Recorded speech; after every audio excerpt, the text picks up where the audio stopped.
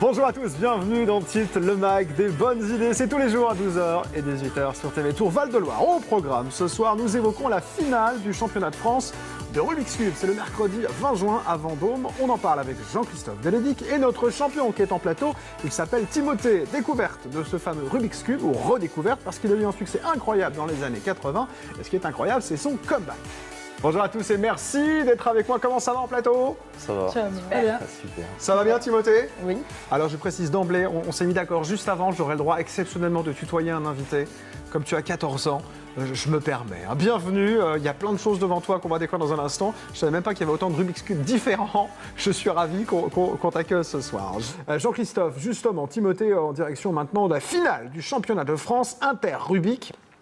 Le 20 juin à Vendôme, on a un champion en plateau, c'est impeccable. Alors le Rubik's Cube, ça fait un carton dans les années 80, ça a diminué un petit peu, et là, ça refait un comeback de ouf. Qui peut m'expliquer en quelques mots comment est né ce Rubik's Cube?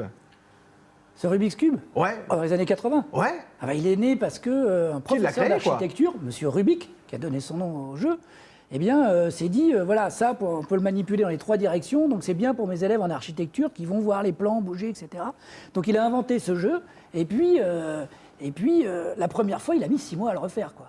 Ben oui, c'est ça qui est Et après, drôle. J'ai lu ça, c'est marrant. C'est que le monsieur qui l'a inventé, il a galéré pour arriver à le remettre en route. Il ne savait pas qu'il faisait un casse-tête, en fait, au départ. Donc après, il voit ça, il met un temps, Ça, il dit, c'est j'ai fait un formidable. casse-tête, et il en a fait cet objet qui s'est vendu dans le monde entier très rapidement, quoi. Donc un Hongrois, hein, monsieur Erno Rubik. Exactement. Et on a Timothée avec nous. Alors, tu as un Rubik's Cube dans les mains. Alors, il est déjà un petit peu particulier. Alors, on a vu qu'il y en avait des tonnes de différents, pour le coup. Celui-là, c'est quoi? C'est un Rubik's Cube de compète ou quoi? Oui, c'est un Rubik's Cube de compétition. Qui permet d'aller plus vite, Oui, etc. il va plus vite. Bon. Alors, je vais te demander, est-ce que tu peux, là, il est complètement... Est-ce que tu peux nous le faire en mettant un petit peu haut? Regarde, tu vois, voilà, on dit, voilà, super, qu'on le voit bien sur la caméra en face. Parce que là, je sais qu'allez, on va pas chronométrer, mais vas-y, on te laisse. Go! Vas-y pour le faire. Parce que juste, il le fait à une vitesse Ouais. où là, vous êtes en train de parler, on fait le truc tranquillement, et dans 2 secondes, ça va être fait. Voilà, l'image n'est pas du tout accélérée là. C'est juste incroyable. C'est-à-dire que moi, je ne vois rien de ce Voilà, qui se vous allez passe. voir arriver tous les jeux au-dessus bientôt. Voilà, ça y est, il a presque Hop. fini. Comment ça se passe quand on fait ça? On fait une Attention, phase, après attention. l'autre, Jean-Christophe, Et voilà, c'est ça? voilà. Ah bah ça y est, ok. Bon bah voilà. Ça, c'est juste incroyable. Tu vas à une vitesse, tu sais combien de temps tu mets du coup?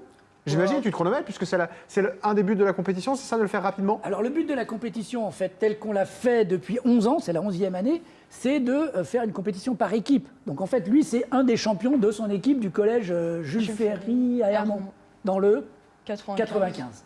Et donc, ils sont 50 autour de la table, il doit faire 50 cubes le plus vite possible, donc c'est vraiment une compétition par équipe, l'Inter-Rubik. C'est pas ce qu'on vient de voir individuellement là. Et donc, ils vont le plus vite possible, mais il faut savoir qu'ils visent en dessous de la minute. Moins d'1 minute pour faire 50 cubes. Pour faire les 50. Ouais. C'est ça, normalement, qu'on devrait voir à la finale dans les équipes qui vont venir. Donc, les 6 meilleures équipes de France, qui représentent 6 collèges ou lycées, qui vont venir à Vendôme faire ça. Et toi, Timothée, tu sais quand même combien tu mets de temps? J'imagine que tu sais, tu te chronomètres. Oui, mon record c'est 9 secondes. Mais... 9 secondes. Encore, c'est 9 secondes. Mais bon, j'adore. 100 mètres. Hein. Ah là, bah non, mais c'est incroyable, c'est incroyable. Bon, j'allais demander combien de temps il faut progresser, parce que moi, j'ai jamais réussi à en faire un. Tu vois, donc pour le coup, je me dis, voilà, j'ai pas réussi une seule fois. Est-ce que tu as des astuces à donner à nos téléspectateurs là, qui galèrent avec le Rubik's Cube qu'on leur a offert à Noël et qui n'y arrivent pas du tout? Comment on peut faire pour arriver à le finir, ce Rubik's Cube? Bah, il y a sur Internet, on peut trouver des notices. C'est comme ça qu'il y avait le champion du monde. Il a regardé des tutos sur Internet. Alors, donc là, avec l'avènement des vidéos et d'Internet, on peut s'en sortir plus facilement, parce qu'en fait, il y a des techniques, c'est ça? Il y a des choses à apprendre, pour des mécanismes. C'est comme ça que ça fonctionne? C'est comme ça que tu vas aussi vite, en fait? Oui. Au début, il n'y a que 2-3 techniques, mais après, pour aller plus vite, il y en a plusieurs. Ah, il faut optimiser, évidemment, plus on devient bon. Pourquoi t'es arrivé là-dedans? Comment ça se fait que t'es arrivé? Alors, au Rubik's Cube, on peut tous y jouer à la maison, mais comment tu en es arrivé à le faire en 9 secondes, le Rubik's Cube? Pourquoi? Au collège, avec notre professeur, il nous a appris à faire le Rubik's Cube. On s'est entraîné, on s'est entraidé. Et j'ai appris plusieurs techniques, je me suis entraîné chez moi. Parce que Jean-Christophe, il faut le dire, vous avez un beau prénom, Jean-Christophe d'ailleurs, je tenais à vous le dire. Juste en passant, comme Je vous ça. fais pas dire. C'est utilisé par les profs aussi beaucoup, parce que cette notion de réflexion, de mathématiques, de géométrie, etc., c'est un vrai outil pour apprendre. Hein. En effet, alors effectivement, Jean-Christophe, c'est comme ça que ça se passe. C'est-à-dire, bon, moi, en fait, je vais vous dire, j'avais écrit quand j'étais presque à son âge, en seconde, en fait, donc dans les années 80, un livre de mode d'emploi du Rubik's Cube. Et puis, j'organise un concours qui est assez connu, qui est le concours Kangourou des mathématiques. Et donc on s'est dit, voilà, on va essayer de faire quelque chose aussi par équipe. Et donc les profs, oui, utilisent le Rubik's Cube, d'abord l'algorithmique, ensuite dans la manière dont on le présente, le fait que c'est par équipe. Donc là, parfois, c'est des profs de gym qui organisent justement les clubs de Rubik's Cube, comme celui d'Hermont.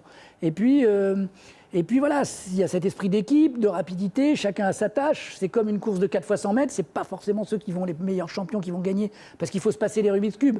Il y a celui qui commence une phase, et puis il le passe à d'autres pour finir. Enfin, je pense qu'ils sont un peu plus. S'il veut parler de l'organisation, mais on n'a peut-être pas le temps. Bah non, mais voilà, c'est une organisation d'équipe. Mais on peut jamais parler avec les passionnés, on peut jamais faire le tour, évidemment. Vous faites ça depuis combien de temps, Jean-Christophe? Évidemment. Bon, il y a aussi autre chose qu'on peut faire, et c'est juste devant. On va terminer là-dessus parce qu'on peut faire des mosaïques. On va directement aller à la découverte parce qu'en fait, on peut faire des présentations. En fait, c'est-à-dire que c'est des sortes de pixels. Et on peut faire des dessins. On a des phases de 3 par 3, donc on peut faire. Utiliser 3 pixels sur 3 pixels. Si on en met beaucoup, par exemple, bon là je ne sais pas, par exemple, on peut mélanger comme ça et voir qu'on peut faire comme un drapeau, là, comme une petite fleur, des dessins. Donc on peut se servir des Rubik's Cube pour faire... alors là, on va avoir un exemple de 10 Rubik's Cube sur 10 Rubik's Cube. Donc il y en a 100 qui ont été agencés pour représenter quelque chose. Un visuel et que je ne connais pas. Parmi les compétitions de l'Inter-Rubik, donc il suffit en fait, comme on va voir, il n'y a qu'une face qui est vue par la caméra là. Ouais. Et par les gens qui observent. Donc il suffit de savoir faire une phase pour savoir faire des mosaïques. Et donc on peut le faire. On va terminer parce que le temps presse, on va découvrir ça, on va terminer là-dessus. Je vous découvre cette petite qu'on a fait vraiment spécialement pour vous. Attention, j'ai hâte. Voilà. Alors de près, on voit les pixels. Et de loin, c'est ma tête. On dirait. Hein. C'est incroyable. C'est super. Voilà, J'adore. donc vous voyez, il y a 10 Rubik's Cube sur 10. Mais j'adore. Et on a fait ça spécialement pour vous. Bravo. Merci Voilà. Jean-Christophe.